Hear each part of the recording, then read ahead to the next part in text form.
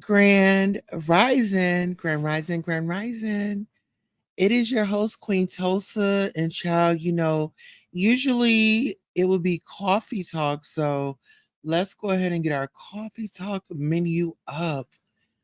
Baby, when I tell you, shout out to all the Royals and thank you all for your support and always showing up.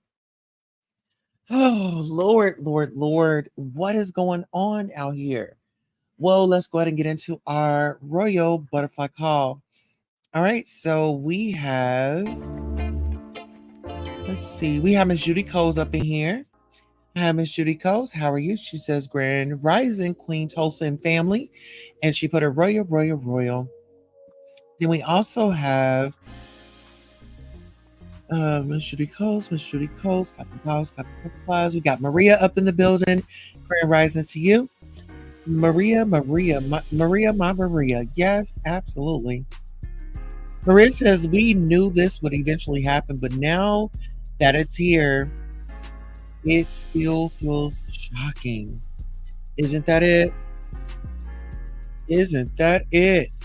Yes, indeed, Maria. Hey, 1111 Grand Rising. Absolutely. Now, listen here, you all. Oh, my goodness. Okay, so the content has definitely been contenting. The stories are flowing like water. The stories are flowing like water.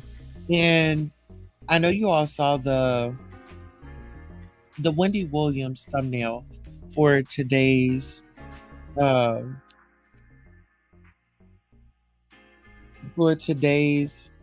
situation. Now, let me see. I wanted to bring this up first so we can get an understanding of what these charges are. And I know the first charge is, well, I know one of the charges is like human, taking somebody over the lines, right?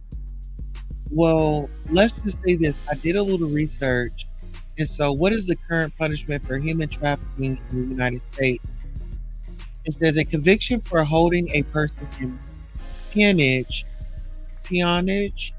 carries fines and a maximum prison term of 20 years in federal prison if a unalivement results from a violation or the violation includes kidnapping, SA, or other aggravated factors. The punishment can be life imprisonment.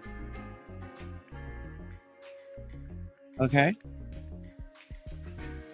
Okay, so what are the consequences for human trafficking? The trafficker often makes the victim perform the activities that might draw the attention of law enforcement, while the trafficker stays in the background to avoid detection. Criminal offenses can be punishable by jail or prison, monetary fines, and correctional supervision, such as probation.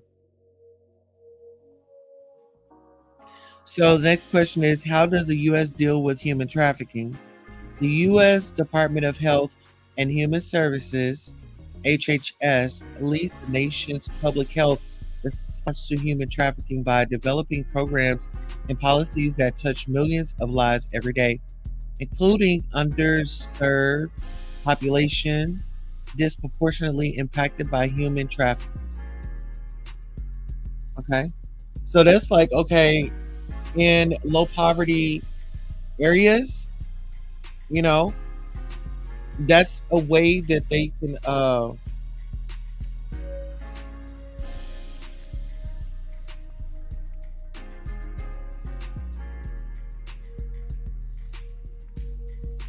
on one second.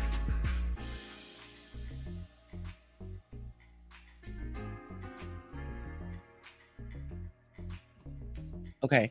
So that's pretty much like I'm getting it like it says including undeserved populations disproportionately impacted by human trafficking. So like low income neighborhoods and stuff like that. Um, you know, you get people that want to make money. I'm assuming. Okay, it says, is human trafficking a felony in the US? Most states in their definition include involuntary servitude involving sex act and or labor. Many states specify harsher penalties for trafficking of minors, mentally or physically handicapped individuals, and the use of drugs to increase compliance of victims. These are generally a class A or level 1 felony, right? Yes, indeed. You are doing an awesome job. Absolutely. Thank you for that. Let's get it. Queen Wani says, hey, Queen Tulsa, Judy Coast, Maria Royal Butterflies.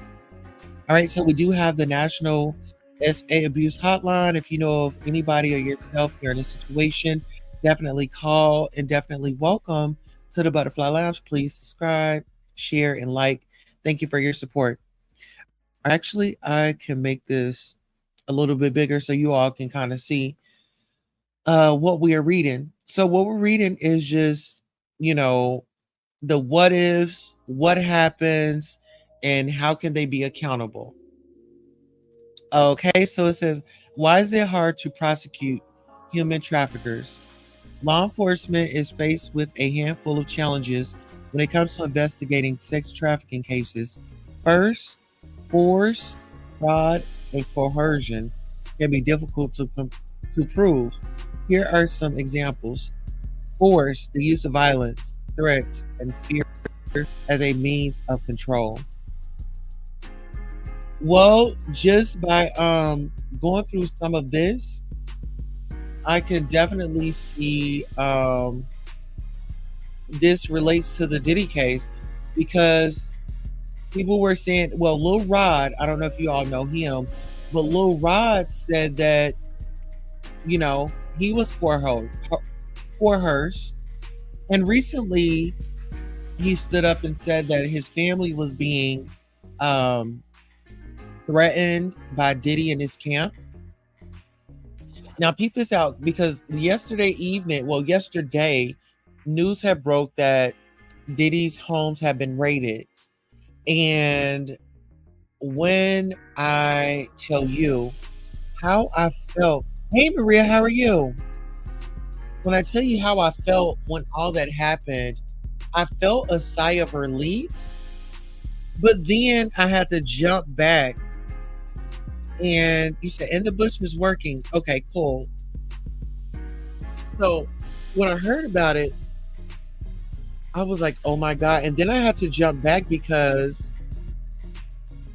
I remember Diddy saying that Kim Porter wanted him to take care of the children. He said, both days before she had passed away, she said, take care of my children. And the first day that um, you said, I did the happy dance. Okay. Listen, but do y'all remember that when Kim Porter told him to take care of her kids? She said, take care of my kids. And the first thing that he did when the spot got hot, he ran up out of there. He left the kids, everybody behind. He was tipped off. And see, a lot of people don't know that he was tipped off.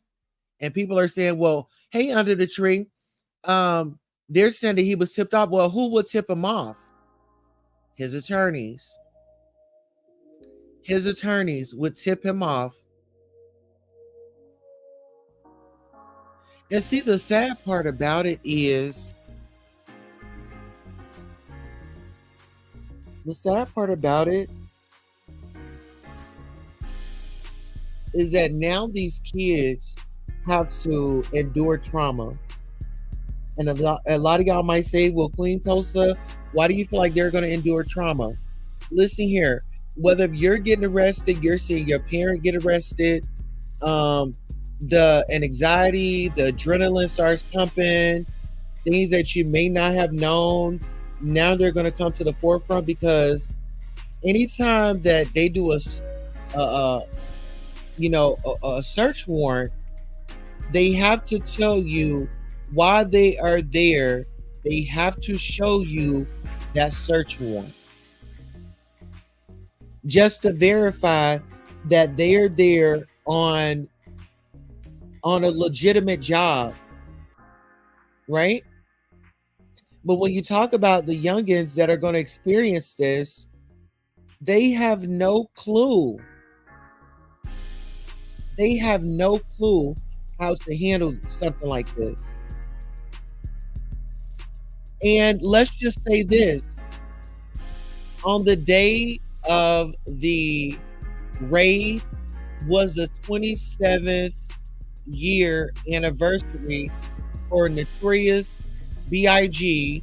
Christopher Wallace. That was when his album was put out March 25th, 1997. On his anniversary, Diddy's homes get raided. Not one, but two. Not one, but two. And there are people, oh, trauma and possibly some jail time, allegedly. Absolutely. Absolutely, because his kids were mentioned in that lawsuit. Uh-huh. His kids were mentioned in that lawsuit.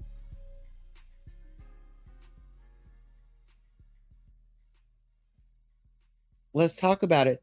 And now we have people bagging out. We have people working with the feds. They're saying, hey, the spot is hot. I'm going to um work with the cops. Because this is one thing that I want y'all to know. When you are dealing with an investigation and you go in there lying, baby, you are setting yourself up for failure because they will throw the book at you. Because they will find a way to say that, you know, pretty much you're interfering with an investigation.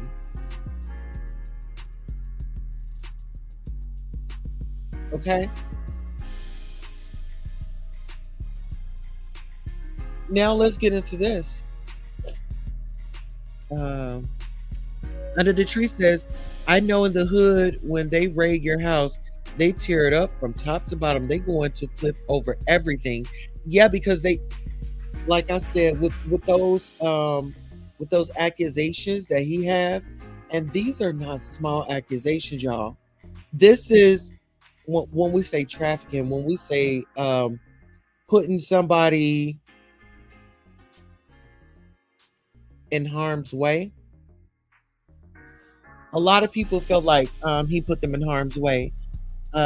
Judy Coast says his sons were in handcuffs on the ground and he was on a plane. Absolutely. Are you talking about this plane that's now parked? That plane is empty and parked. Well, at least it was last night or yesterday evening because they had to do an investigation. Park the plane. We have to talk. Maria says, yes, under the tree. One morning they had the recording on repeat for the suspects to come out with their hands up. And it was 6 a.m. blaring.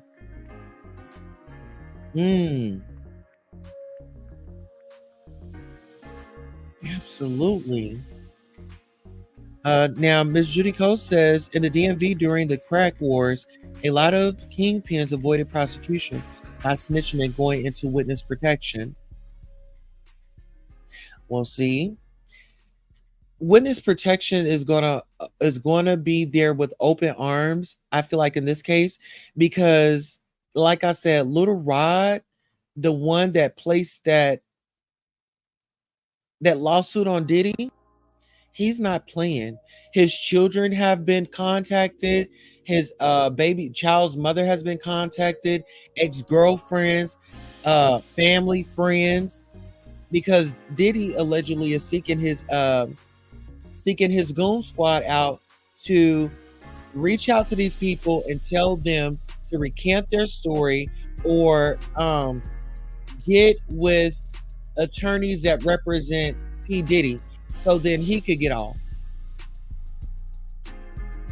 Isn't that just something, y'all? Okay, get into this. Maria says, under the tree, I just got up earlier and got ready for work. Then when I was leaving the parking, they shined a light in my eyes to go. And I said, I can't go with the light in my eyes. Okay? Talk about a light shining in your eye. That happens to this day, love, Judy Coles. Well, listen here. Like I said, that plane is parked. Let's get into this article. Shout out to TMZ. And TMZ has all the exclusives. They say Diddy seen on video pacing around Miami airport after raid at both homes. Well, he should be doing something. You know, what he should have been doing was getting his fingers together so he can write that check. Okay? Pay these people off. Pay the people off, because there's going to be more lawsuits coming. And you're going to be paying and paying and paying. But you shouldn't have never done it. You should have never done it. Someone says, Hugh Hefner had the Playboy Mansion, same environment. It was celebrated. I wonder why it wasn't rated. Someone says, I thought said he was in the Caribbean. Someone says, I'm sure he had that house cleaned out months ago with any evidence. Is he crying? Why don't they go after the Epstein list? Ooh. Meanwhile, Trump is running for president again, child. They said R. Kelly about to have a roommate. I'm taking no delight in another person's pain, even if that pain is part of a consequence. Okay. I thought he was out of here. So what's the story? Because I thought y'all said he ran and left his kids. It was only a matter of a time. Jay-Z is next, someone says. He just left his sons behind to get jammed up. Well, it's all quite sad. It's literally everyone's worst fear. Gaining everything that you could ever want, then losing it right before your eyes. Moral of the story, watch how you move at all times. Someone else says, everyone's saying he left his kids. Y'all know feds don't call you before they raid your house. Well, he left. Now peep this out. So to that comment, somebody said someone that connected nearly always gets some sort of heads up. A raid is coming. He's well connected. He knew they was coming. Somebody said, no, this ain't the police. This is the feds. I don't care how connected he is. He doesn't know when they're coming at all. Listen here. If they contacted his attorneys, he knew. He knew. Because that's just what is given. All right. And shout out to our friends over at All About the Tea. They also posted this on their Instagram. Let's see.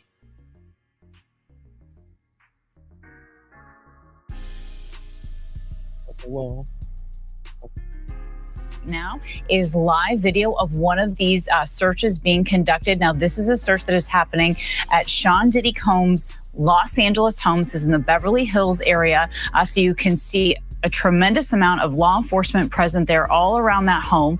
So this search just began here. There's also, as we understand, another search being conducted on the other side of the country in Miami, because we are hearing from Homeland Security that there are investigations going on using the assistance of HSI Los Angeles and HSI Miami, along with local law enforcement partners.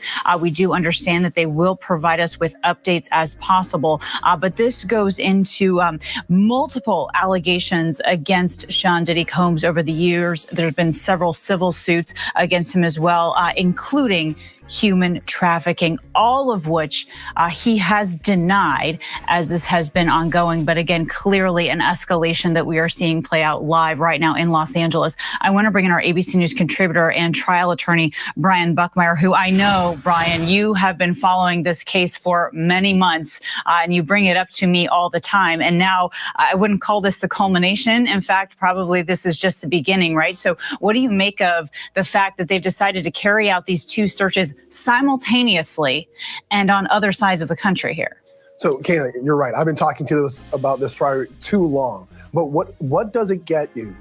What does a person need to have the ability to search a home? Probable cause. So what I'm doing is I'm looking backwards. How could a judge grant the ability to search these two homes, and why would you do it simultaneously? Probable cause being the belief, or at least having the quantity of information that a crime either did happen, is happening, or is going to happen. That's how law enforcement must have to prove to a judge or a court why they have the opportunity or the legal ability to search someone's home. Now, why would you do it in conjunction from one property and another at the same time? Law enforcement typically does this because they are worried that information or property or evidence may be hidden away or destroyed while you're searching one property. And so they're looking for something to corroborate the belief that they have that a crime did occur. And as you pointed out earlier, he's facing multiple allegations of sex trafficking. So perhaps that is a crime in which they're investigating. Perhaps that is what they're trying to seek more information from. But in order to search a home, you have to have probable cause. The only question is, probable cause of what? But what you are looking at right now is live video of one of these searches being conducted. Now, this is a search. All right, so All About the Tea says Diddy is done. He's hiding out in the Caribbean and left his kids to be handcuffed by the feds. On Monday afternoon, federal agents raided Diddy's multi-million-dollar Humbly Hills residence located in West LA. Wow. Somebody says Sloan said it months ago, and the trafficking is mainly in Ohio, Cleveland. Someone said, did they raid Trump's home? I don't care if they get Diddy, because if he didn't lock him up, and if you are a different nationality or a person with a lot of money, you shouldn't get off scot-free. Trump did a lot of ish, and they acted like he's this great man. They cuffed his kids, but any arrests? What are they looking for? Somebody said. Diddy, I'm shocked. Daddy has escaped on his PJ to a country they doesn't have an extradition treaty. That's what somebody else says. Somebody says his poor kids, he is R. Kelly all over again. Hopefully this is not true. Sickening. They need to arrest a lot of others. Straight to hell, someone says. Why put a children in the middle of this? America is insane. Sweetheart, he is insane for inviting his children in it. And I think a lot of people need to go back to that lawsuit. His children are mentioned in that lawsuit. The oldest boys, Christian, Justin. Oh yeah, honey. Somebody says about time. Okay, listen here. Now, we want everybody held responsible to definitely to definitely get what's owed to them. Let's be honest, let's be fair.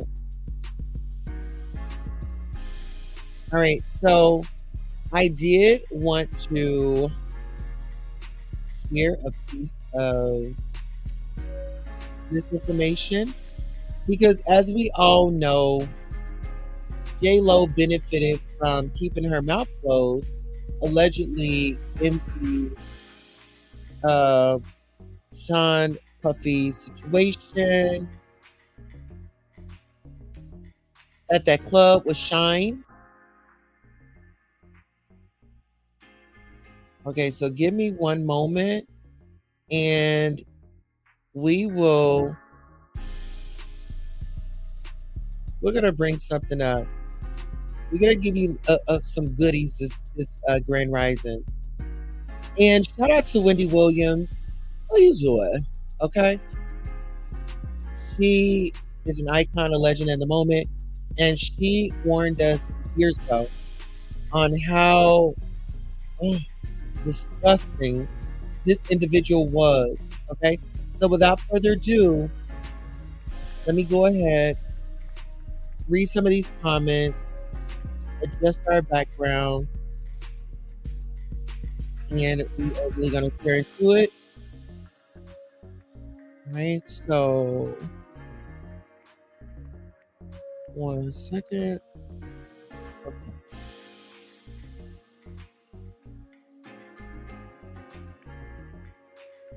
Yeah, so this is what we're going to do. All right, so let's read some of these comments. All right, let's see. 111 says, usually when the alphabet boys come for you, they already have the evidence needed to secure arrest. His pocketbook isn't big enough to avoid this public embarrassment. Do the Diddy if you want to.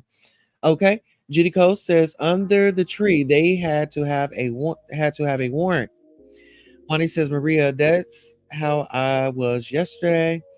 Under the tree says they had a search warrant.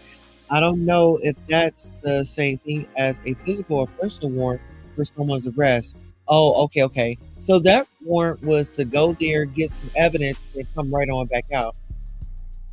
That's what I'm thinking. So they were supposed to go in there, get the evidence, and then boom, come right on back out, right? Okay. Bonnie says, Eric Hickerson, welcome back. Yes, welcome back, Eric. Under the tree says, was anybody wondering like me why they did not have live coverage of the mansion in Miami? Well, I feel like because he has pool out there.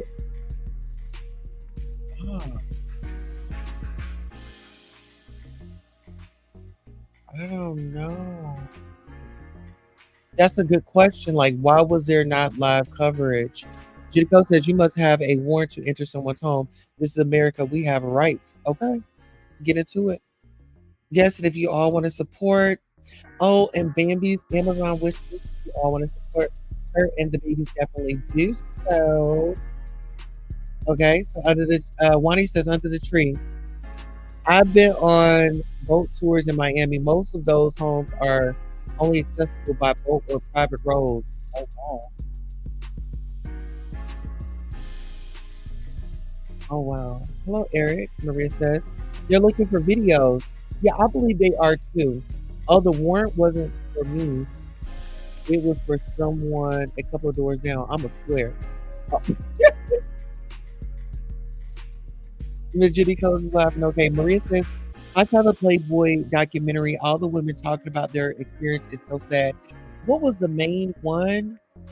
Like the top-notch one? I forgot her name, but I remember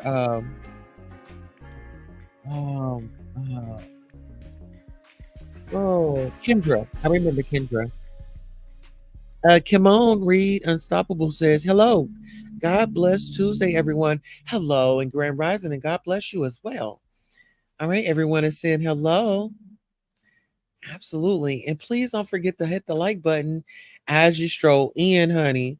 Now, listen here. We got some audio for you, and we will not disappoint. Okay. So without further ado, Kimon says hello, Judy Coast. Thank you. All right. So let's go ahead and get into the content. Where she's working on her master's degree in speech pathology. Drawer number 4 is a black man in his 30s. He's a corrections officer in the federal detention center over in Brooklyn. He does own some puffy CDs. Wow. Number 4 is a black man in his mid-50s who works as a commercial tax collector in New York City. He's lived in Harlem for 20 years, and he has a 30-year-old son. And the last one that I'm going to introduce you to now is a black woman in her 40s who works as a peace officer at a public library. She's also been involved in checking departing baggage, from the library.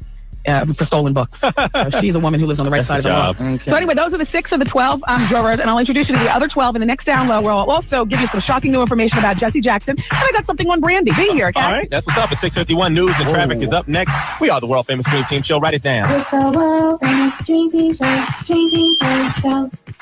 There's somebody calling on the. That's him. How do you know? Because I spoke to them. He's calling back and he doesn't care for something. Okay, where we gonna go? Good. Then we're gonna be on the air.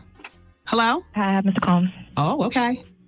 Now we're down to Mr. Combs. What do I call him? Mr. Combs is on the line. Like the president. Hi, Puffy. Hey, what's up, girl? How are you? Just chilling, just watching this news, bugging out, man. Yeah, I was just doing the story on you and Jay-Z and donating $1 million to the American Red Cross. Yeah. That's good work. Yeah, it's just crazy just looking at it. It's definitely a sad time, and we were both on the phone talking. Yeah. Felt like if we could do something, we needed to really kind of do something now. Yeah. And so that's what we decided to do. And it's crazy, so hopefully the money will help. And we're just praying right now. Our prayers are just that some help gets there right now. Hopefully, the government will stand up and do what they're supposed to do. Here's the thing, because I noticed you chose the American Red Cross. I happen to be doing a radiothon on Tuesday. We're going to be on the radio for 12 hours. Yeah. And we're giving the money to the American Red Cross. As a matter of fact, the money's going directly there. There's no checks that are being mailed to here at the radio station. But we chose the American Red Cross because I've researched it, and we as a show have researched it. And the American Red Cross actually does put money in the hood as well. Yeah. That was our reason. And also, That was the only people we were even seeing out there. If you saw anybody on the news, it was the Red Cross. Yeah. And it's like you want to go over there yourselves, and this is just a start for what we're both going to do. For us, we haven't really done any videos together, haven't done a lot together. We thought this was a great statement for us to get together and try to help get the ball rolling. And these are also people that have supported us, and these are like our brothers and sisters. Yeah. We say that as black people, but it's really true. When you look at everybody that's out there, they look like one of your family members, and they truly are. And it's devastating and it's sad, but we got to do what we can to turn it around. And a lot is given to me and Jay-Z, and much is expected, and we just try to do the best we can. Exactly. So where are you now? You still in Miami? No, I'm in Atlanta now. I'm in Atlanta. I just left LA. I'm in Atlanta now. I'll be back there. It'll be Bad Boy South. Yeah. And Justin's Restaurant.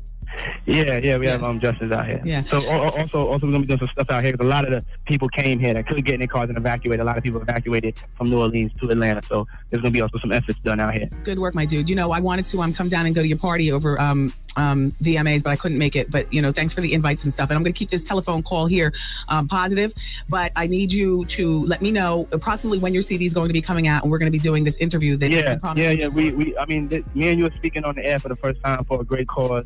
And we're going to do a interview with each other, something that people could understand how we have gotten our relationship back on track. Right. In the next couple of months. But I definitely wanted to do this with you now. I think this is even for a better cause, better situation. But then also after all of this is taken care of, and hopefully God turns things around in a positive way. You get busy with our unfinished business. Exactly, because you promised me a no holds bar, according to you.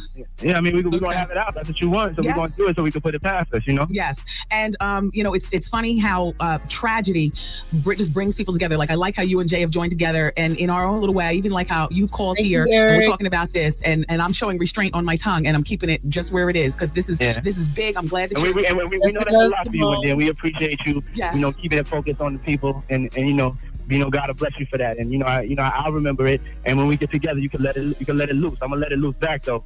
Okay, fine. All right. Well, look, if you stay on the phone for any more than 10 more seconds, then I'm about to change the tide. So let's. I gotta go, Ma. Holler at you. God bless everybody, and whatever you could give, man, just $10, a dollar, a penny, whatever is better than that. And most importantly, give your prayers up because God answers all prayers if you believe. Yeah. All right, Puff. Peace. Be easy.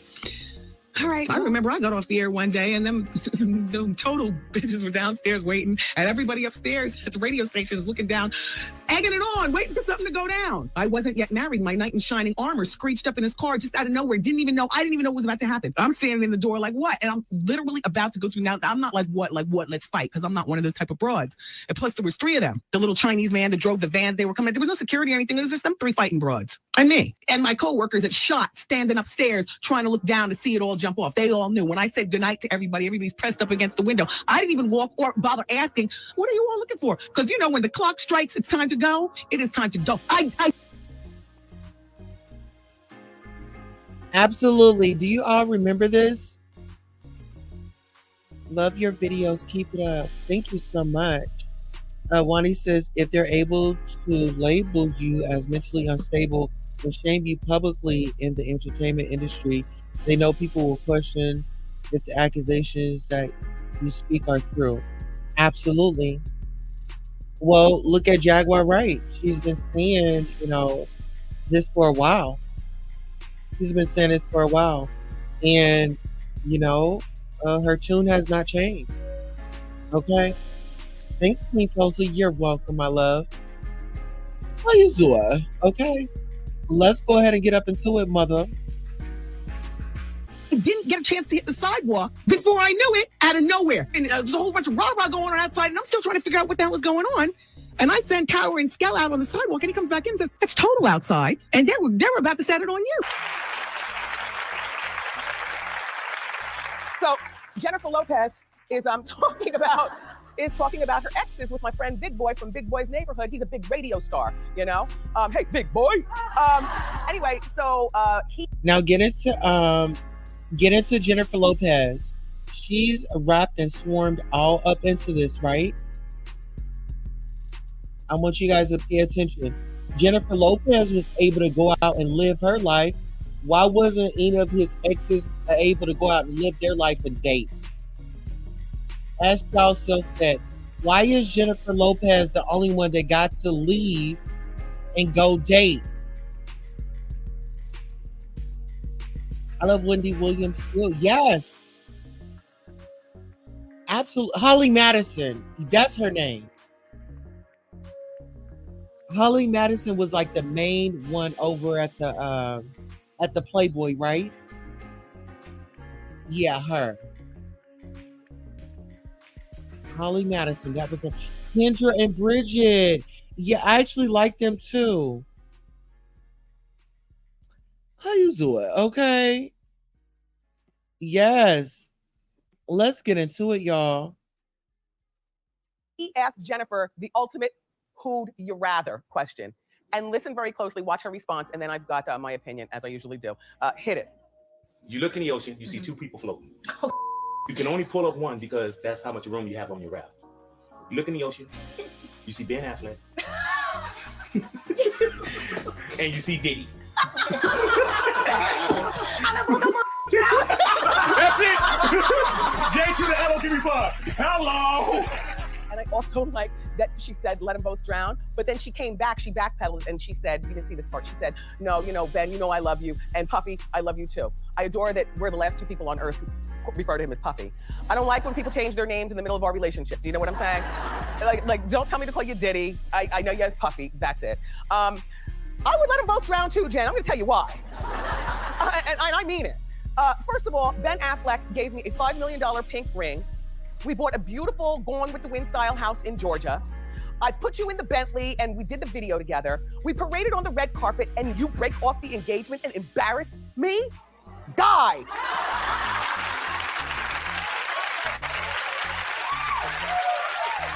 Right? And to twist the knife even further in the Ben Affleck, Jennifer Lopez thing is that it's not even like he's not the marrying kind. He went off and married the other Jennifer and they've got kids. Die. Right? And Puffy, you had me speeding through numerous traffic lights, doing gunplay in a nightclub. You remember, you had me do the perp walk and spend a few hours in jail. Die. But we do have to investigate things around here. We don't just fly by the seat of our pants and just start talking. You know what I mean? So the investigation is done, and now I can talk about Puffy and Drake and the punch in the face. It's time for Celebrity Fight. Hit it. Okay. So the city, Miami, the nightclub, Live. Okay, that's what Live. Puffy was furious. Well, some people were saying that Puffy was furious because Drake tried to hit on his girlfriend, Cassie. But that's not what happened. What happened is Puffy's furious that Drake scored the song 0 from 100 because Puffy felt the song belonged to him, meaning Puffy. The song was given to both gentlemen. And Puffy was sitting on it for a long time, like, I'll get back to it. Let me, I haven't even listened to it yet. Well, give me, okay, just, I'll get around to it. In the meantime, Drake's like, Yeah, peep this out. Do y'all remember the feud with Drake and Diddy? Maria says, wow, Puff was all up in Wendy's radio show. Yes, I mean, Puff had some pull. He ran her out of New York. And that's when she went to Philly and got on a radio station. And then she eventually returned back to New York. But yeah, he ran her up out of New York. Maria says he was probably monitoring it. Well, we already know how he is about monitoring and videoing and things like that. And then when you talk about inside sources, what would you do for a few $1,000? To keep me in the loop of what's going on inside of that radio station. Who's coming in to be interviewed? You know what I'm saying? And I'm assuming that anybody that Wendy talked to that was in the industry that Diddy didn't like, in my opinion, he would set them up to get them on tape. And it's like, okay, you going over there to talk to that messy itch? I got you. Let's go, y'all. Back to he did Puff Daddy and Drake. I like this song. I want to record this song. Is Puffy going to do it or not? Because it's given to both of us. So Drake ended up recording it. And as you know, that's the song of the summer. And, a song that everybody snaps their neck to. And Puffy missed out on a big hit. So the guys see each other at Live nightclub. Next thing you know, Puffy punches Drake in the face. Well, at first, I'm like, how uncivilized. There has to be more to this. Let's investigate. Well, we did. And apparently this punch in Drake's face from Puffy is 10 months long overdue. And I'm going to tell you why. Drake has a history of disrespecting Puffy. And I've got the video footage to prove it.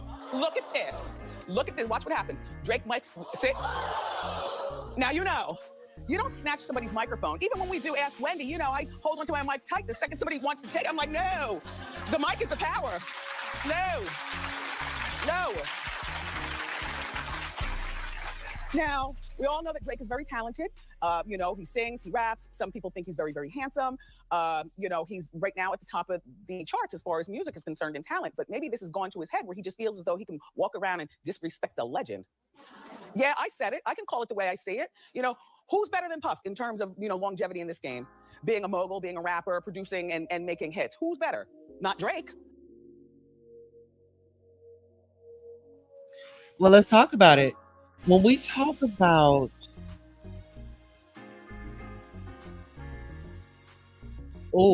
power, well, I mean, a lot of people, they did not want to go up against Diddy because of what's going on right now. People being threatened, people having to file lawsuits. 1, 2, 3, jump up off that D, Puffy. Okay, get up off of it, get it up out your rear, out your mouth, out your ear. Okay? However you got to get up off of it, get up off of it. If you got to run up off of it, run up off of it. Vote Maria, my Maria. Okay? Eat it and watch. He said, I voted. Thank you so much, love. Y'all get on out there and vote that poll. Y'all also vote in this election. Okay? I can't think of anybody at this particular time. And also, respect that man's age. He's almost 50. No, not that that's a bad thing. I'm just saying.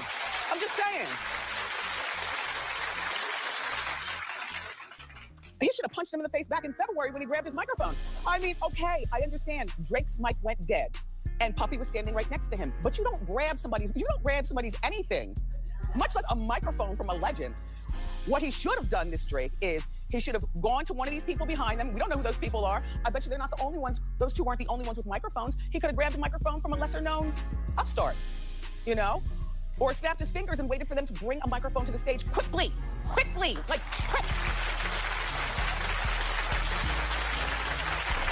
And we were debating this morning in the Hot Topics meeting, and some people were saying Drake should have apologized immediately after the performance. But you know what? If I were Puff, I wouldn't even accept the apology because I just wouldn't. like there's so many other things you can do than grab the microphone of one of your elders, you know? I'm just saying, respect the age and respect the gangster in the game, Drake, and don't let your success go to your head, young man. We brought up Lord Jamar from Brand New Beat, because he had made some comments about that. What did he say? Well, he talked about the whole feminization of hip hop culture from the 80s on. I think he's taking the words out of my mouth. Yeah, and he talked about how, when we were younger, you were in your left ear, and that was considered straight, and in your right ear, that'd be gay, and then at one point, people started wearing both earrings, and you know what I mean? And then they started wearing girl pants, and then they're wearing jeggings, and then, yes, it's very effeminized, but be very clear. There were lots of homosexuals in hip hop back in the 80s too. That was what's worse, hip hop wearing skirts or hip hop being closeted and having a plethora of kids to prove manhood that, and denial of something that you shouldn't have to deny, which is your sexuality. So I hear what Jamar is saying, but we come from a very homosexual era of hip hop as well. There was a radio personality once upon a time. Her name was Wendy Williams, and she was practically burned at the stake for talking about such. And now it's all come full circle. There were many situations, none of which to talk about, but there were many situations back in the day in my career, and it's all coming full circle now. So this thing about Puffy being arrested, I'm not sure what to make of it, because if you're a parent, you go ham on anybody who messes with your kids. But okay, he was arrested for assault with a deadly weapon and battery and making terroristic threats. The terroristic threat charge was just added this morning, right? Yeah, we just found that out about an hour ago. Well, here's what happened. So his son, Justin, plays the cornerback on the UCLA football team. Now, I want y'all to really get up into this tea, okay? Really get up into this tea. Maria says, yes, she wrote a book called Down the Rabbit Hole. Holly Madison wrote that book. And that was the young lady from the Playboy Mansion. Judy Cole says, just confirming now following you, Maria, okay? And then Simone says, I can't wait for Aubrey O'Day tell-all book. Listen here, I'm ready for Al B. Shores, Aubrey O'Day, and listen here, I'm ready for the Kim Porter's book, because this is my feeling, and I want y'all to timestamp this. I feel like Kimora Lee Simmons is one of the witnesses, because if you all do not know, there is an investigation going on for Miss Kim Porter's unalivement. There's an open case, and all this ties into it. It'll all make sense. So I want you guys to remember this. Remember when Kim Porter had passed away? Well, recently Diddy sold that house for, I think, $6.5 million. Judy Cole says, I was just getting ready to ask about that book, Maria. Okay, get into it. Yes, everybody needs to write a book. This is going to be write the book. We're going to sell it. Everybody's going to read everybody, because everybody has different experiences. Have you been anywhere near that man? It's time to start writing that book right now. And he's going into his junior year, and he's there on a full ride scholarship. And so the boy, I guess, is serious about his sports. Puffy is said to be a helicopter dad. Shows up and you know what helicopter parenting is. Anyway, a helicopter dad. So apparently, the team had practice early in the morning, and Justin had missed quite a few practices, and then he wasn't performing suitable to whoever's watching over the team. I guess they would call that the coach. He wasn't performing well, so they said, well, then go home. So I don't know whether he lived in a dorm, he went back to the dorm, whether he went back to the mansion, but whatever he did, he talked to his dad, and his dad grabbed the keys, I suspect, to the Maybach, and sped to the school to talk to the training coach, the weight coach, whatever it was, the one who sent Justin home. So when Puffy gets there, the coach is on the phone, and the coach says, I guess, wait, there he is right here. I know, don't do it, don't do it. Don't do it. Yeah, the girls are like, oh. Because I said the same thing. Anyway, look. So Dude is on the phone. I guess Puffy's like, Grand Rising, Miss Sandra, love, how are you? Ms. Judy Cole says they're about to roll Diddy up in a ball, in my opinion. Absolutely. Listen here.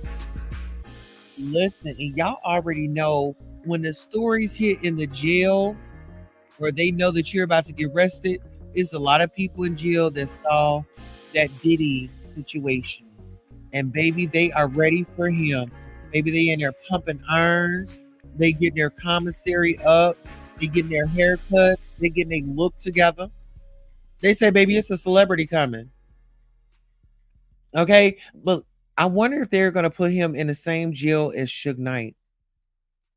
Now, that's something. Kimon says, yes, you got it. That is right. Okay. Miss Sandra says, good morning. Hey, how you doing? She didn't pull it on up. Okay. Hello, Sandra. Love, blessed Tuesday. Yes. Everybody's saying hello, Miss Judy. Absolutely, y'all. Listen here, if you are just now pulling on up, please smash the like button, honey. Smash that like button. Give us a smash. like, no, you don't make me wait, and started going crazy, on the coach, and put his hand up like this, and Puffy walked up to his hands like, allegedly, you don't put your hands up to me. And then he sent him out like to the weight room. Adjacent, I guess, to his office. And when he gets out to the weight room, there's interns, there's witnesses around. And by the way, there's camera footage of all this, but we don't have it yet. First, the cops have to look at it, and then we'll get it. Look. Look. So then he gets out to the weight room and proceeds to swing a kettle at allegedly. This is the kettle. Wait, now listen here. Diddy decided to swing a kettle. Do y'all know what a kettle is? It's like one of those weights. Miss Judy Cole says, could be, and you know Suge can't stand Diddy. Oh no, baby. He don't like I think it was his dancing in those videos. Suge said, if you an artist and you've been tired of management getting all up in those videos, you the star and they trying to take your stardom, get on about it. Come on over to Death Row. That's what it is. 111 says, Andrew Love, hey. Marissa's hey. Yes, welcome to the Butterfly Lounge. Please subscribe for your support. All right, Miss Wendy. Miss Wendy will introduce her, Miss Wendy Williams. When you go to the gym, that's the one where you do this. Ow, I hate them. One day I'm gonna get so mad at the gym, I'm just gonna let it go and shatter the mirror. Anyway, but proceeded to allegedly, swing the kettle at an intern. So the cops were called, Puffy was arrested. I'm sure it wasn't an overnight stay, but there's got to be more to the story. And I would also think that wouldn't they perhaps want to now kick Justin off the team on the basis of what his hot-headed father did? I don't know, Absolutely, girl. Girl, let me find out. Girl, let me get hit with a kettle. Do you know that kettle is so heavy? It's the weight. It's the one that you use with both your hands and you kind of swing it in between your legs or whatever. Yeah. Miss Judy Cole says, yes, them kettles are not for play. And Miss Sandra Rose just burst out in laughter. Honey, she cannot contain her laughter this morning. Let's go. So I'm split on this because the coach could have said some really wrong stuff to Puffy and also some wrong stuff to Justin on one hand. On the other hand, this is not Pop Warner football. This is college ball where most guys on the team want to go and play for the big leagues.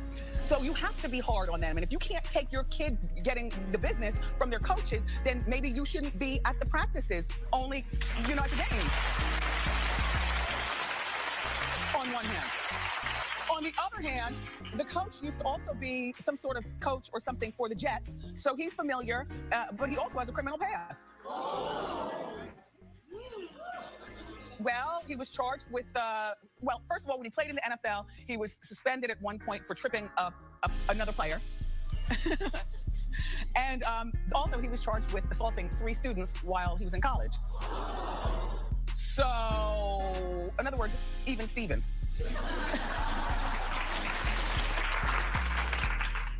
Cassie, 8 years wasted, no baby. So now what will happen? Well, you know, she and Puffy have allegedly split up. This is a beautiful dress, by the way, that she has on. And Puffy, you look great for all the hard partying that we've all been through after a particular, you know, period in our lives. Reportedly, Cassie found out that Puffy was cheating on her with... Hold on. Timon said 1 kettle, 2 kettles. Listen, the kettle is so heavy. I'm like, yeah, he was very raged out. They say he got in his vehicle, sped to the school, and addressed that coach, and girl took a kettle to him. That's like an assault with an unalive weapon. You know? Girl, that's a lot. Let's go. It's another woman. Now, peep this out. The way he did Cassie was so wrong. He sat up there and pranced that girl around. And guess what? He held her music hostage. That's what he did.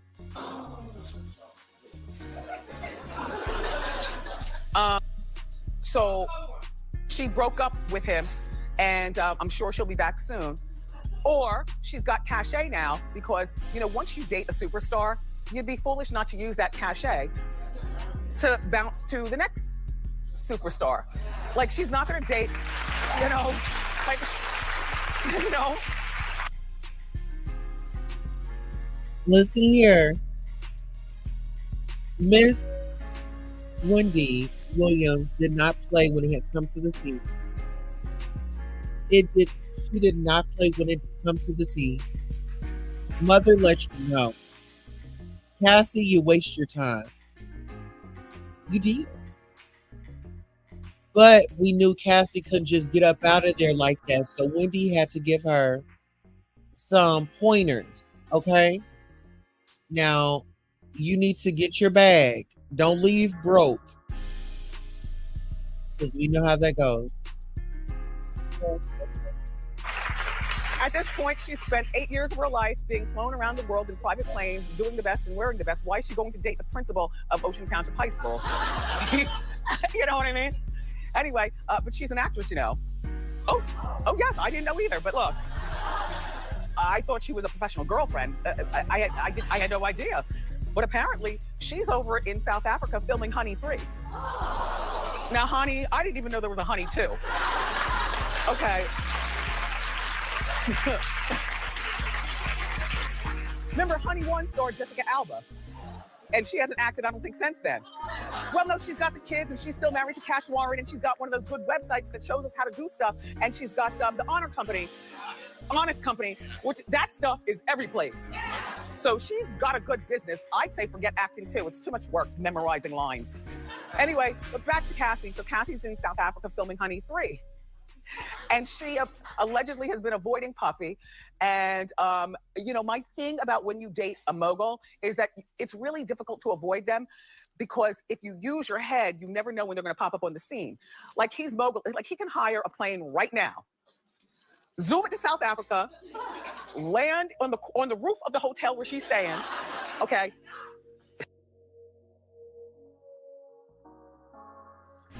Isn't it interesting that Wendy Williams is talking about Diddy getting on a jet and heading to South Africa? Well, that's where he was headed to.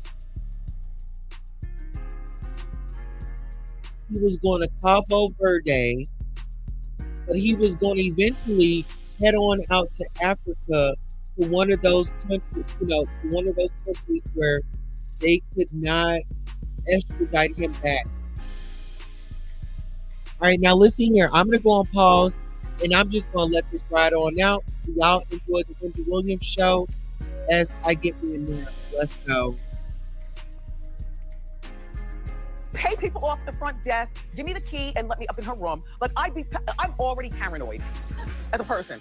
But to know that somebody could actually swoop down on me in the middle of nothing would scare the bejesus out of me.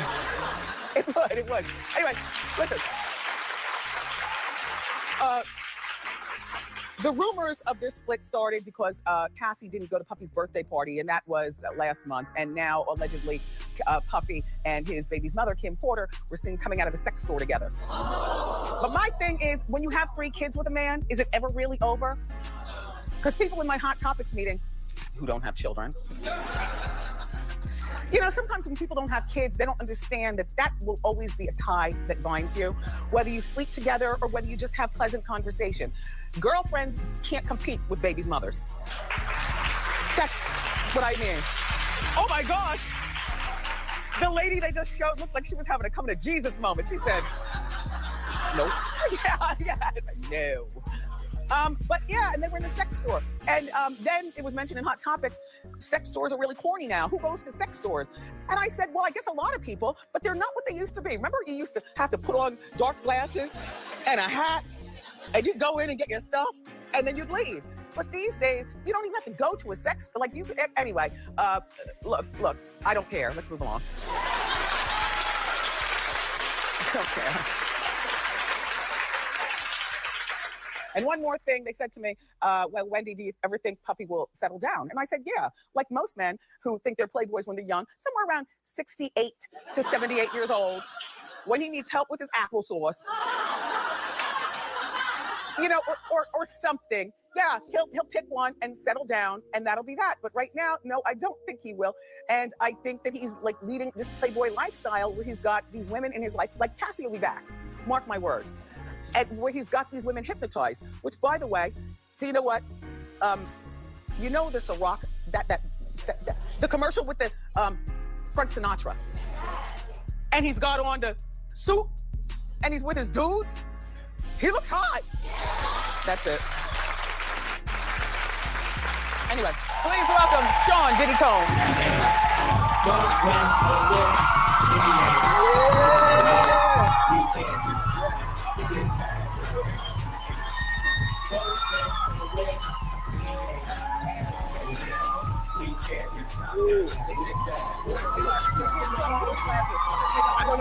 No. Yeah.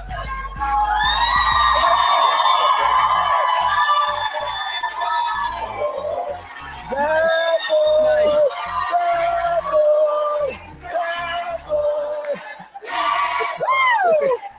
Woo! Okay.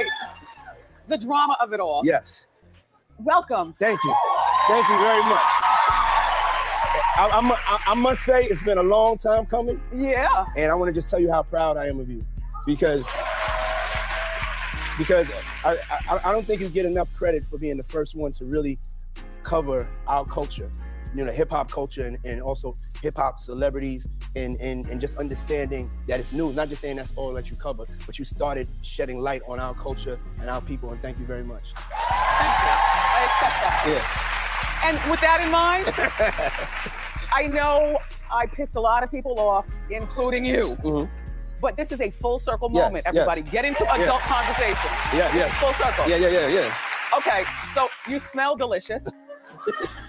You can't feel it through the TV, but he's got finery on, like finery, and you've got diamonds in your teeth. Which this is the thing. Lala was here the other day. Is that permanent? Hers aren't. Yeah, mine is. You're permanent. Yeah. How long you had that? For like 2.5 years. Yeah. I want to give you a shoe cam. Put your feet on those feet. Okay. And while you're looking at his shoes, just check out the finery of what his entire suit is made out of. Yeah, there's a whole situation. Yeah. These are Saint Laurents. Yes. Well, as long as we're asking, and your suit?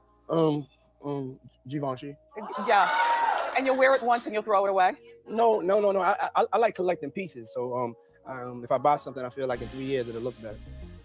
As long as you keep your weight down, right? True. Like, it is so good to see you. And I talk about this through the TV all the time. You know, like when Prodigy passed away, when we see fallen soldiers from our era, yes, doesn't that make you shed tears and haunt you just a bit? Like, damn, So knowing that like LL's a daughter just got married, he's still with Simone, you're still standing, you look terrific. You and I've come full circle. I feel good here. We're going into our ninth season. But there are a lot of people who are just dropping by the wayside. I think right now also because of that, I think people are more health conscious. And right now, health is definitely wealth. And I think people are into giving themselves self-love and taking care of themselves.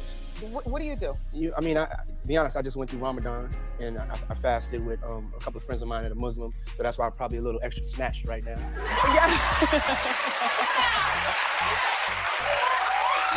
Yes, puppy. But you know what I've been doing? I've been really caring about what I put inside of me and just caring about like what I'm doing to myself. And I think that's the page. That's really the new wave. Because I haven't seen you in over 15 years, but I'm not seeing wrinkles. I'm seeing good. Thank you. So, all right, back to your lifestyle. Yes. Because I don't, you live a really hectic lifestyle. And I don't understand all the running around and who are these people that you surround yourself with and who are these people? Do they violate you? Do you get robbed? What happens? And you threw a house party and I got the footage, okay? Look at this. Now, who has this many people at their house? Puff, and or Sean, Diddy, what do I call you? I think you should call me Puff. You always call me Puff. I do. Yes. Okay. First hurdle jumped. I'm not gonna lie, I was nervous to come out here. I was drinking some Ciroc in the back, and Why didn't you bring some out? We could have got turned up and really had a conversation. Can we get 2 Cirocs on the rocks, please? Thank you very much. But so you have all those people at your house. And we were just talking on Hot Topics about Alyssa Milano and her business manager stealing $10 million. And I saw the list. I know you're tight. We don't have to go into it, but I'll brag on you in my mind. We talked about it. Rich, very wealthy. Have you ever been ripped off in such a bad way that you had to file for bankruptcy or anything? Because I've talked about you a lot, but I don't recall financial talk. Yeah, no, my mother really wouldn't have that. My mother that's my safety net. She stays on top of making sure that her vibration and what she feels, and she tells me like, I'm not feeling this, I'm not feeling that, and she makes sure that I sit down.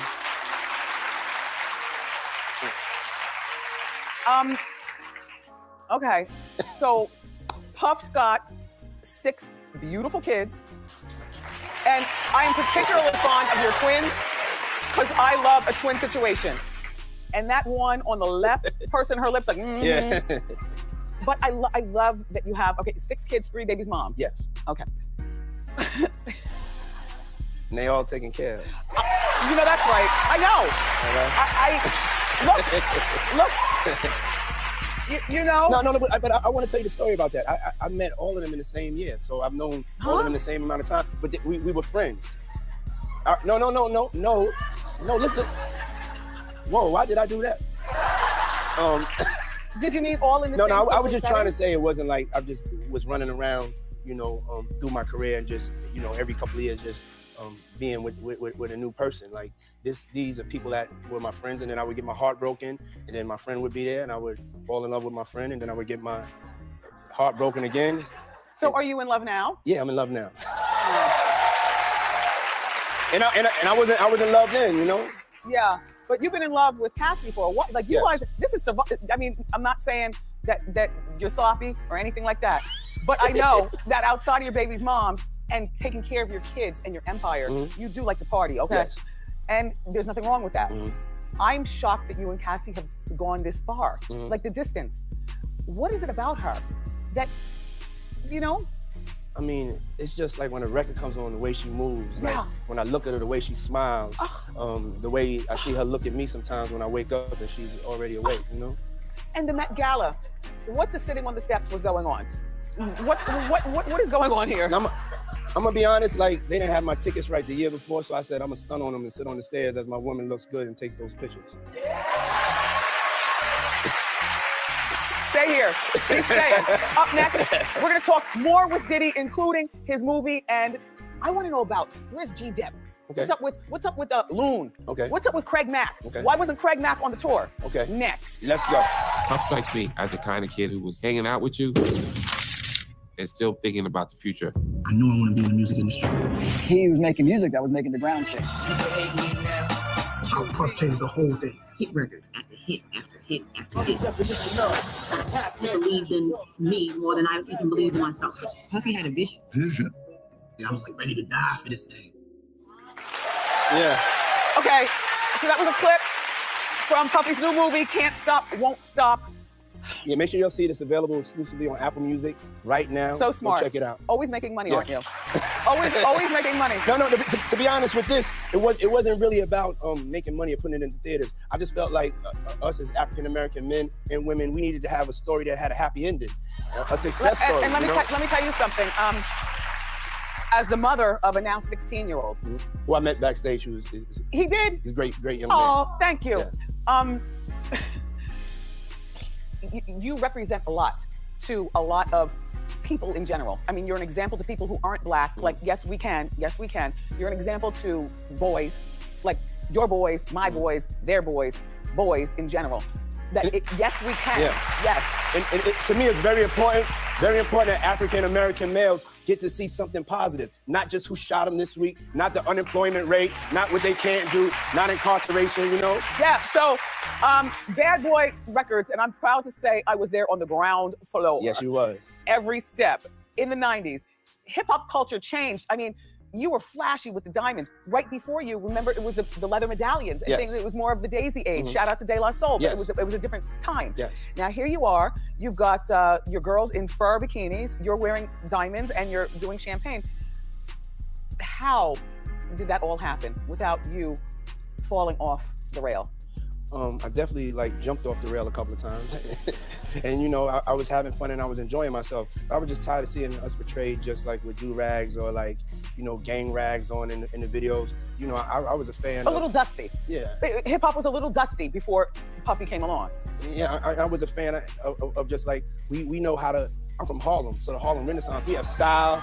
We know how to dress, and to me, the images are so important. The images are programmed. So it's like I want to program positive images. I want to program also us being able to wear costumes like shiny suits and have fun and just really accentuate the positive, but also be aspirational and say this is what we're going to get and achieve for ourselves also. And then Craig Mack came before Biggie. Craig Mack came along, Flavor in Your Ear. But then Biggie came along, and Craig Mack, as I can recall, had one other radio play song. Get Down. Get Down, right. And then nothing. Craig Mack was also, to my recollection, the only Bad Boy artist who's still with us who was not on the tour that you guys did. Yes. Why?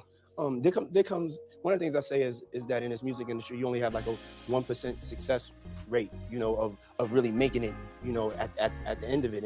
And people make different choices, whether to stay in the industry or not. And it's either you go crazy, you stay successful and keep your head on and you learn and you grow, or you turn to God. And you know, a lot of people turn to God. Craig Mack turned to God. Turned to God, and so did Mace, but he came back. So did Mace. At yeah, one point. yeah. Mace not came back. That's not what I mean. But you know what I'm saying. I mean, almost every artist, including myself, had to turn to God. After 20 years of being in the industry, there's no place else for you to go. You know, but one of the things I want to say is that, you know, when you hear about people being saved, there's two types of people that are saved.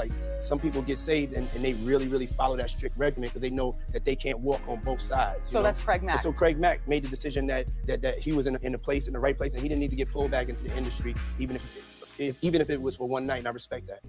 And so then there's Loon, there's G-Dep. You know, some of these guys only had maybe one or two songs on their own, and then they collaboed. Do these people call you wanting back in? G-Dep's in jail. Right. And Loon is in jail. Okay, yeah. Never mind. Yeah. Never mind. Yeah. By the way, during commercial break, so he whispers to me as we take our shot of Ciroc, and he says, "Ask me anything." Yes.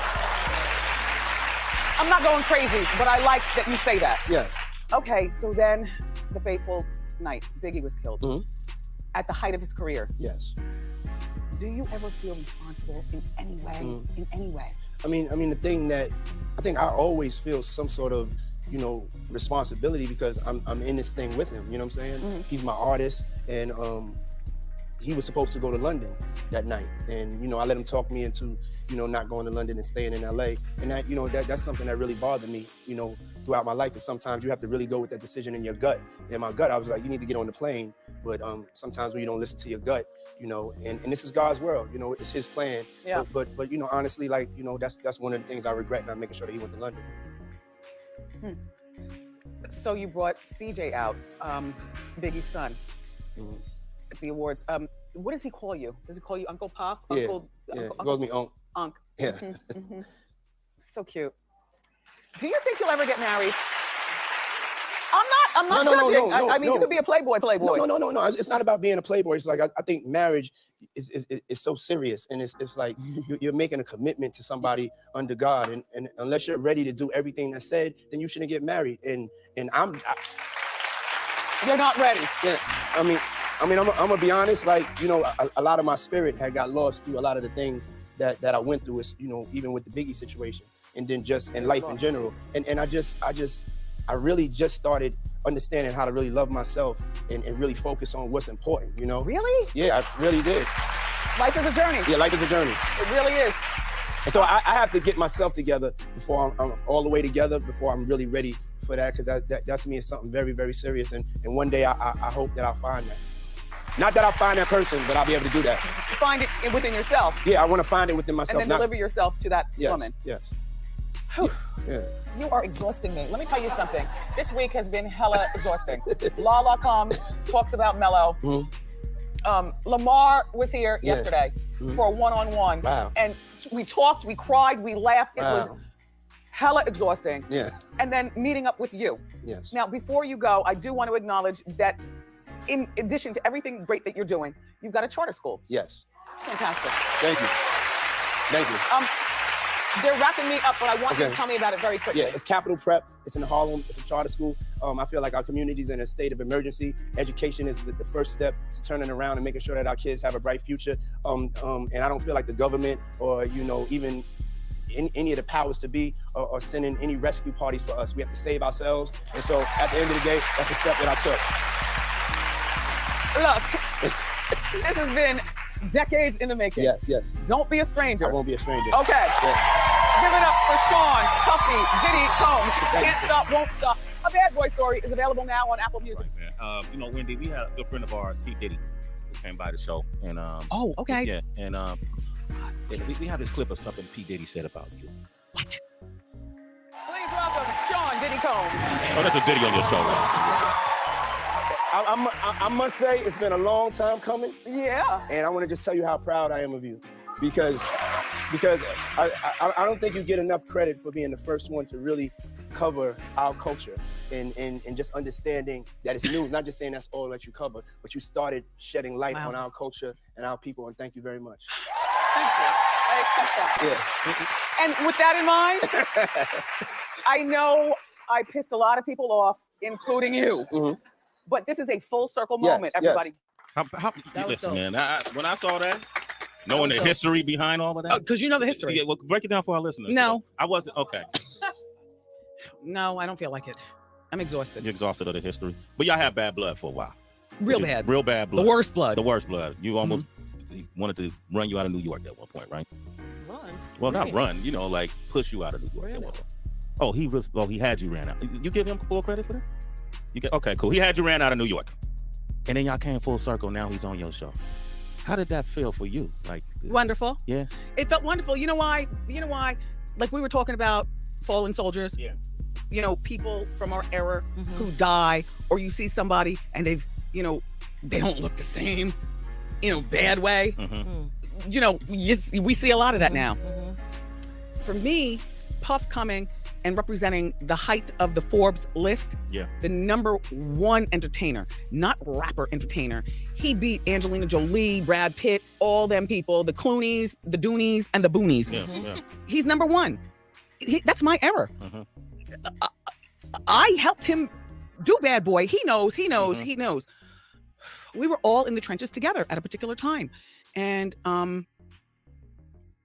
just good. Feel great. Real great. And a real accomplishment, hopefully to show maybe some of the younger people or somebody, you know, somebody can try to, you know, do you in, but the power of forgiveness and the power of going on and making it. Because I've always been motivated by haters, including my parents. You know, you got a pretty face if you lose some weight, says my dad when I'm a young girl. The first man you're supposed to love. How do you deal with that?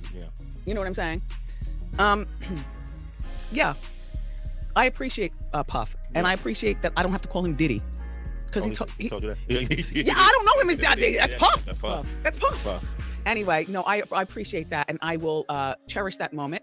And did y'all have to do any due diligence beforehand, or that was the first time when you saw him on stage? Excuse me, what did I just talk to you about when you tried to say hi to me in the hall? Yeah, don't talk to me, Sway. Yeah, go back in the room. Come on now. He wanted to come. Yeah. Okay. Puff wanted to come to the show.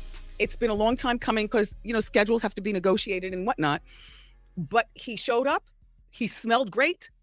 His stomach is flat. Heather, he was handsome. And he ain't going nowhere. No. Clearly. Can't be stopped now. Can't stop, won't stop. Bad boy for life. Bad boy for life. That was a big moment for those who know. That was, and I was happy for the both of you. Yeah. And he also let me know, no question off limits, which I hate when publicists get in the way of stuff and screw up interviews by saying, you can't ask this, you can't ask that. It ruins interviews. I like being as your publicist sits on the couch. Yeah, well, I mean, she's over there. I'm big time now. I'm smoking my fake cigarette. Okay. Puffy wants to have more children, and this time with his girlfriend Cassie. Well, you know what? I don't mind this because you know what? There are people who have a lot of kids, and we call them sloppy, and we look at them like, Puffy already has 6 children with 3 women, including hood triplets. You know what a hood triplet is, right? That's when you have these 2 girls are twins, and then this one here was born at the same time in another state with another woman. That's a hood triplet. Like a hood divorce, where you just move out and never file papers. Anyway, he recently said that he wants 2 more with Cassie. Cassie's only 31. Puffy's oldest, Justin, is 27, I believe. 24. Oldest is Quincy, 26, and then Justin, 24. All right, the oldest, Quincy, 26 and 24. Look, Puffy's worth over $300 million. And I really love his love for her. When he came to our show, remember how he swooned over her? No, you didn't. You weren't watching. But when he was here, because Puffy and I have been through things in the past, but now we're in a good place, so I'm not gonna mess this up. Yes, right? We did a grown people makeup right here on the show. So if you missed it, you missed a good one. Anyway, but yeah, he loves her and admitted it and went into it like extolling the greatness that is Cassie. And she's been around for a while, and I do believe that she, at 31 years old, why shouldn't he have 2 more children? He can afford it. And you never hear about his kids doing anything wild. You never hear about him not paying any of his baby's mothers or not taking care of the kids. He's proven to be a stand-up father. You know what I mean? And Puffy's 48, and so, why not get in there? Plus, this is the thing. This is the thing. When you get older, as in, in age, you get softer, as in your heart. You look around and you say, wow, look what I've created. I've got all these children. I've got this young girlfriend now, though, and I really do love her, and she deserves more. Now, in the Hot Topics morning meeting, they said, well, maybe Cassie should ask for a ring before the kids. I said, these days, people don't need a ring. She's with Puff. You get those 2 kids. As a matter of fact, Cassie, just have twins so you can one and done. Get the twins going. And maybe he's not the marrying kind, but he definitely is a stand-up father and seemingly boyfriend and a stand-up businessman. So would you be bugging if you didn't have the ring? Clap if she needs the ring. You all are corn tig. You have no idea what you'd be walking out on. But we're a little older. So sometimes we think that way. I mean, you, not me. No, because I'm out here in these streets. So, my mindset's a little bit different than the average older person. I don't think she needs a ring. I think that it's great that he wants to have kids with her, and good luck. Please sit down. Please sit down. I've got something very important to tell you. After 11 years of romance, Puffy and Cassie are officially broken up. I mean, it's everywhere, including People magazine, so you know it's true. So Puffy is 48, Cassie's 32, 11 years of her life. I was asked during our morning meeting, do I think that she wasted 11 years? I said, well, in a lot of ways, yeah, because, when you're in your 20s, like she probably doesn't know how to apply for a mortgage. No, you laugh, but I'm talking about the practical things of life, Doesn't know how to apply for a mortgage. She's probably always been on his insurance. you know, so she needs an insurance card, a Cigna or something to get all checked out. You guys are laughing. How to buy a car. Is renting, leasing, or buying practical for her? Maybe how to drive a car. Just saying. I like them together. And on the other hand, it wasn't 11 years wasted because Puffy introduced her to a world that she would never know. Because I still, for the life of me, and I like you, Cassie, and hi, Puff, but I still don't know what Cassie does except for walk around and look pretty. Do you know a Cassie song? Exactly. So People Magazine, Love B. Scott, everybody's reporting this. Cassie, you're not elevated and you're only 32. If you want to go on and have a baby or, you know, but you're in the club, you know, that elite club once you mess around with somebody elite. Then all of a sudden, like your next boyfriend might be a multimillionaire, certainly not as much money as Puffy, he's got it all. But what to say? Like I'm sad about this, you all. I thought they were gonna get married. When Puffy was on the show, he was like, yes, you know, I'd love her to have a baby and marriage and all that other kind of stuff. Well, according to Love B. Scott, Puffy is now dating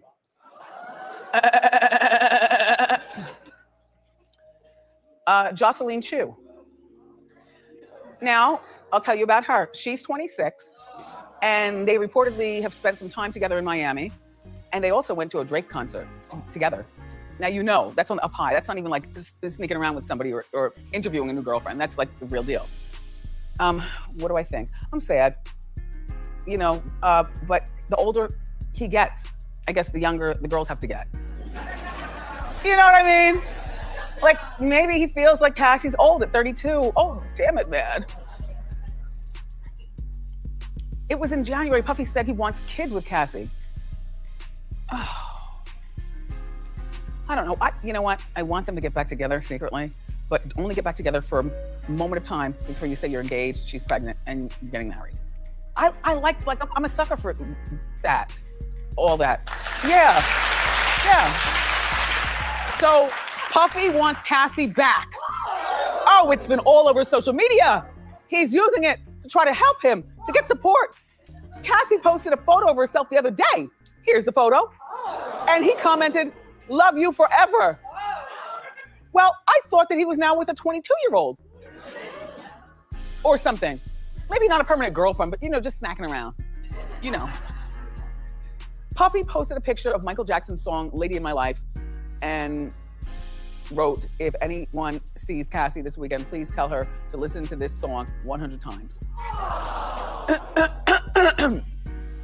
Would that get you? It would get me. Would that get you? It would get me. It would get me.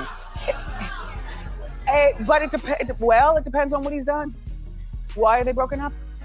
She spent 11 years with him. She's 32 years old. She's got no children, which, by the way, in thinking over the weekend about kids or no kids, because, you know, I'm quick to say, okay, you know, he's got money and so on. You invested your time, have the baby. But you know what? There's nothing better than a clean break when you're young enough to go on and do your own thing. Like, yeah. Cassie doesn't have to deal with any of that baby mama drama and all that mess. She's 32. She'll get another. She'll get another. After they broke up, Cassie posted, "F these hoes." So is that implying that he's been cheating on her? Well, we said, of course. I want them to get back together. Like in my, shut up, I can't do it. You know I'm emotional. We've already cried on the show today. We cry, we laugh, we go home. That's the show.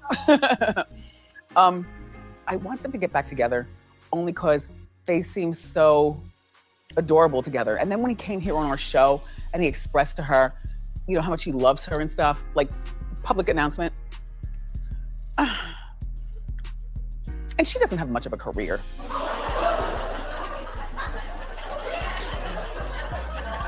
I mean, what is Cassie doing? She's working on an album. She's 32, which is about 10 years too old for the kids who would care to buy. I suggest don't use social media, though, to reach out. I think this was a grand overture from Puffy. I don't believe he really wants her back. I believe he probably treated her at some particular point like a possession, like a possession. And if you really care, then you'd reach out privately, not publicly.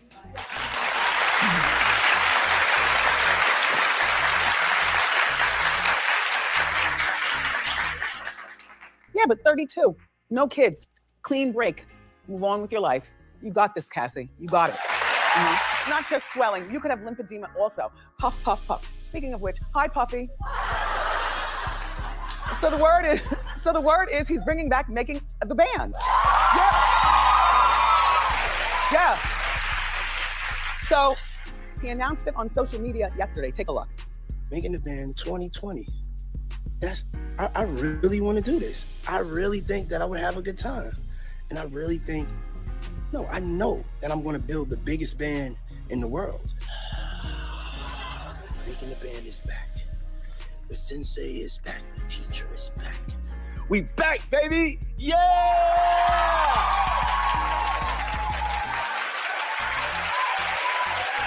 Okay.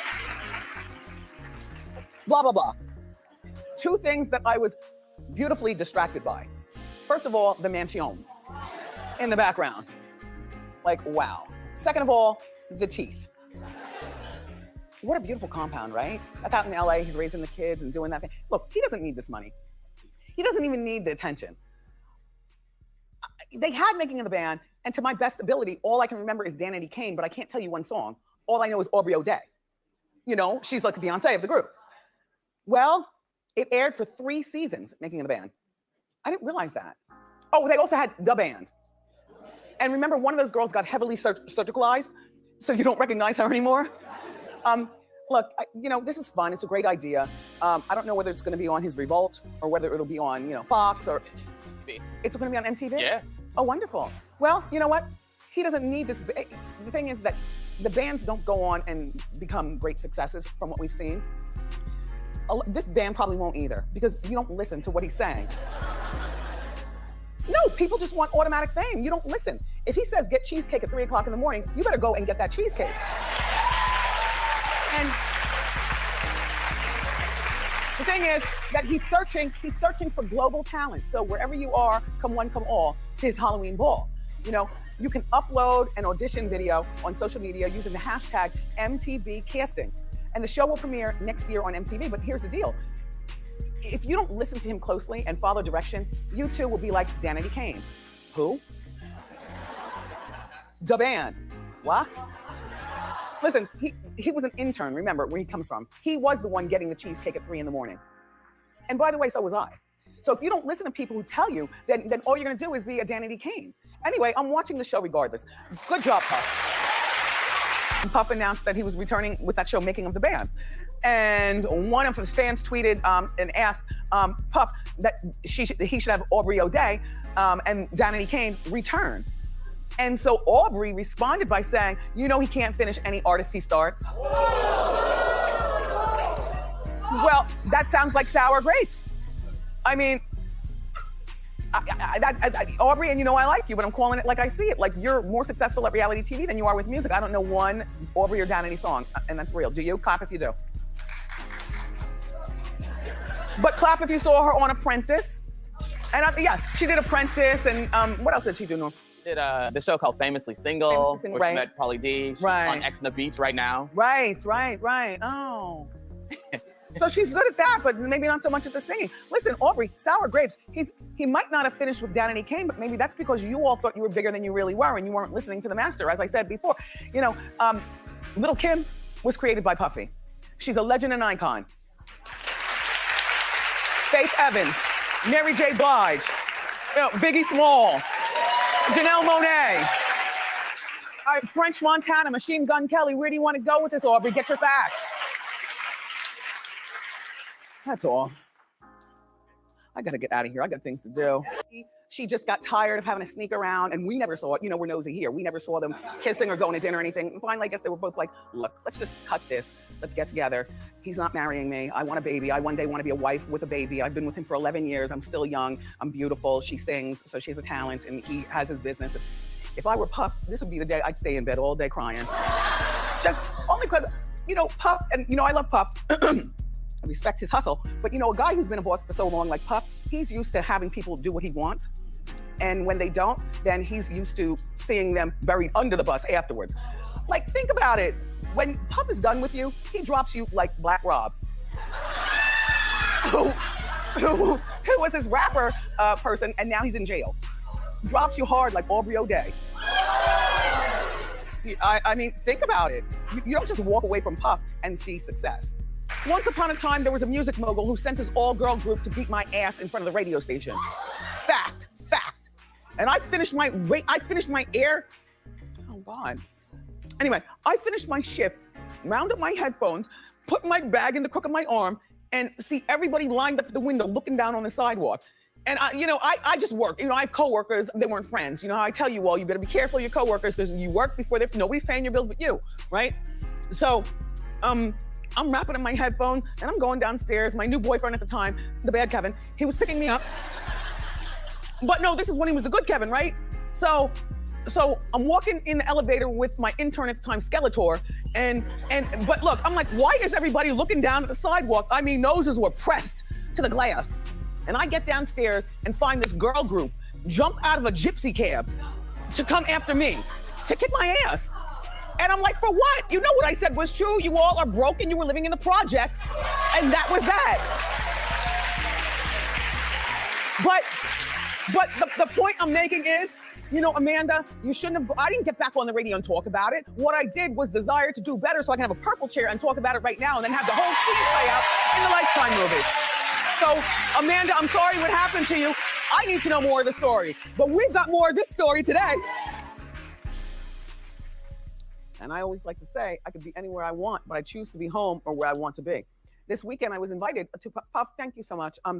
Because I have to be here on Mondays, and happy 50th birthday.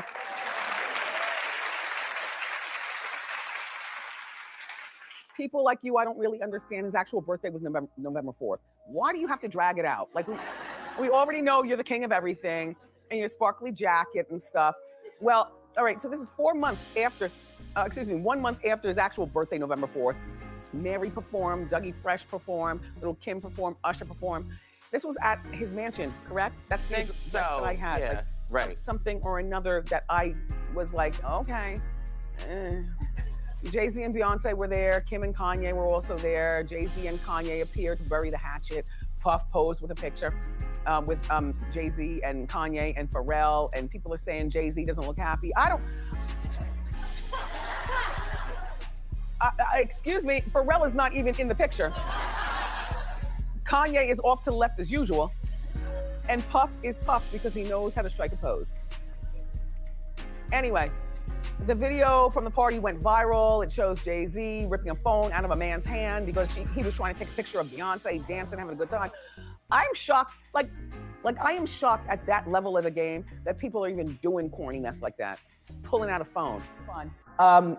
So then I read that Lizzo went into full-blown twerking at like 4 o'clock in the afternoon, and Puffy shut it down because he said, this is not appropriate. This is not appropriate. He wasn't fat shaming. What he was doing is time shaming. 4 o'clock, in the afternoon. But spicy Doritos. He stopped working. I know, wait, hold on. Spicy, I'm not gonna eat until we're finished, but spicy Doritos. I love a fancy cutlery.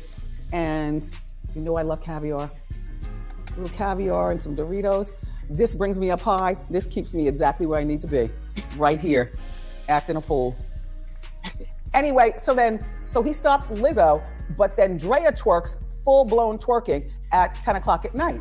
So I'm like, okay, this is not fat shaming. What this is time shaming.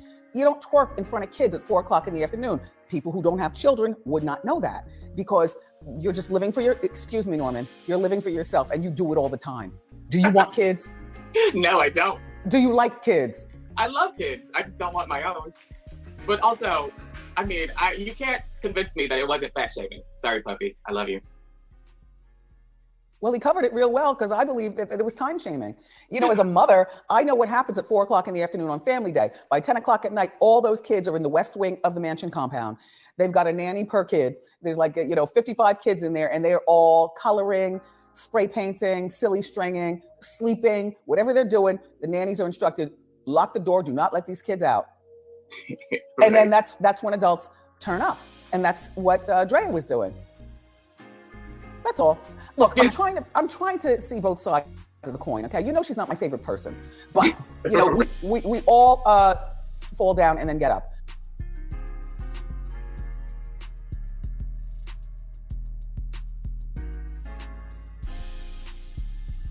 Hey, Raindrops. Yes, I am going on tour. Reality with the King tour is coming to a city near you.